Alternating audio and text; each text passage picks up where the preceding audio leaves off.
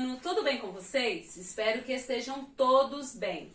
Hoje, na nossa aula de História, iremos falar sobre os primeiros humanos das Américas e sobre os povos indígenas brasileiros. Há muitas dúvidas sobre o modo como ocorreu o povoamento do continente americano. Os cientistas concordam que o ser humano não se originou na América, mas migrou para o continente em algum momento da história. A principal teoria acredita que alguns grupos nômades teriam atravessado o Estreito de Bering. Naquela época, o nível do mar teria baixado sensivelmente. Estima-se que ele estava 100 metros abaixo do nível atual em decorrência das condições climáticas do período glaciação, o que possibilitou a passagem de povos da Ásia para a América. Existem outras teorias sobre como os primeiros humanos teriam chegado à América, mas a travessia do Estreito de Bering é a mais aceita entre a comunidade científica. O Estreito de Bering é uma área marítima oceânica que é responsável pela separação de duas áreas continentais ou de dois oceanos, servindo como uma espécie de canal por onde passam embarcações, seres vivos e correntes marinhas. Um dos mais conhecidos do mundo, que é o Estreito de Bering. Os povos indígenas brasileiros. Os primeiros europeus que chegaram ao Brasil produziram esses escritos contando como eram as pessoas que viviam aqui.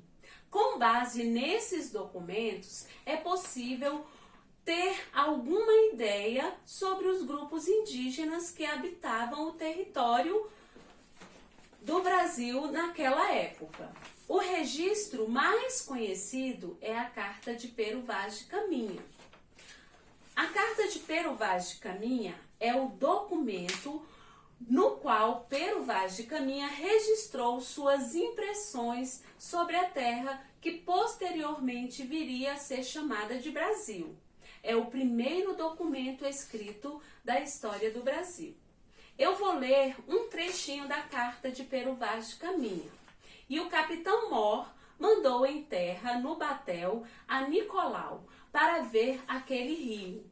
E tanto que ele começou de ir para lá, acudiram pela praia homens, quando aos 2, quando aos 3, de maneira que ao chegar o batel à boca do rio, já ali havia 18 ou 20 homens. Eram pardos, todos nus, sem coisa alguma que lhes cobrisse suas vergonhas. Nas mãos traziam arcos com suas setas. Vinham todos rijos sobre o batel, e Nicolau Coelho lhes fez sinal que pousassem os arcos.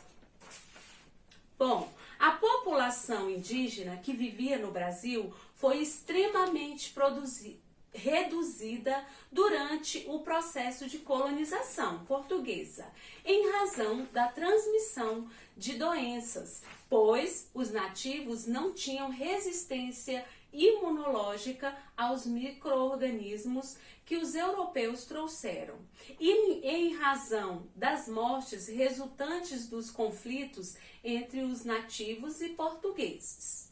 Bom, agora nós vamos para fazer atividade no livro de História, tá? Páginas 51, 52 e 55. Qualquer dúvida é só me chamar no WhatsApp, no grupo. E vamos também, em seguida, fazer as correções das páginas 42, 48 e 49 do livro de História. E vamos fazer a correção da folha xerocada com a data de 4/5/2020. Bom, esta foi a nossa aula de História e até a próxima aula. Tchau! Vamos para a correção no livro de História, páginas 42, 48 e 49. A página 42, as respostas são todas pessoais. Vamos para a página 48, questão 1. A história é dividida em períodos. A que período corresponde a pré-história? A pré-história é o período da história anterior à invenção da escrita pelos seres humanos. Questão 2.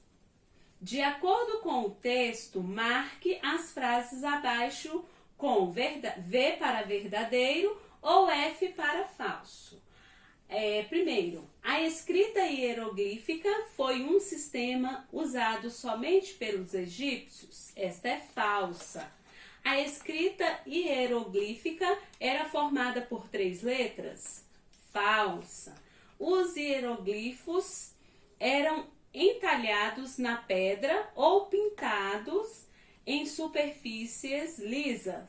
Esta é verdadeira. 3. A questão 3, ela é uma resposta pessoal. 4. Qual é a importância da tradição oral para a história?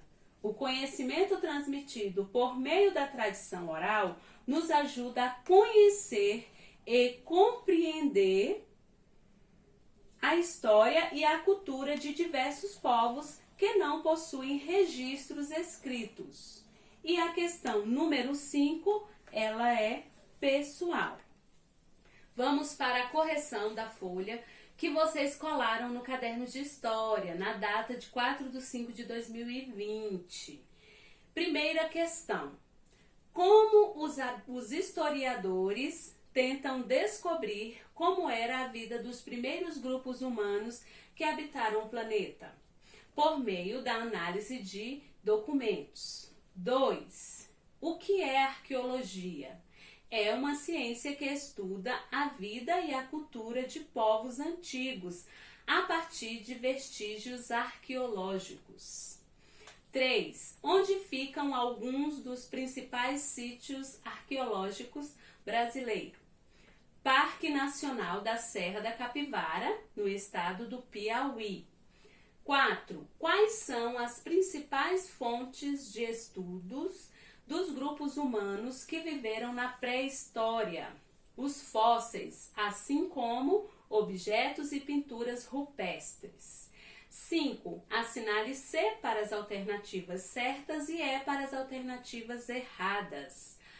Há cerca de 14.000 anos, nenhum dos grupos humanos que viveu nas terras que hoje formam o Brasil conhecia ou tinha um sistema de escrita? Essa alternativa está errada. As pinturas eram feitas em grutas ou paredes rochosas com os próprios dedos ou usando gravetos e folhas. Esta alternativa está correta.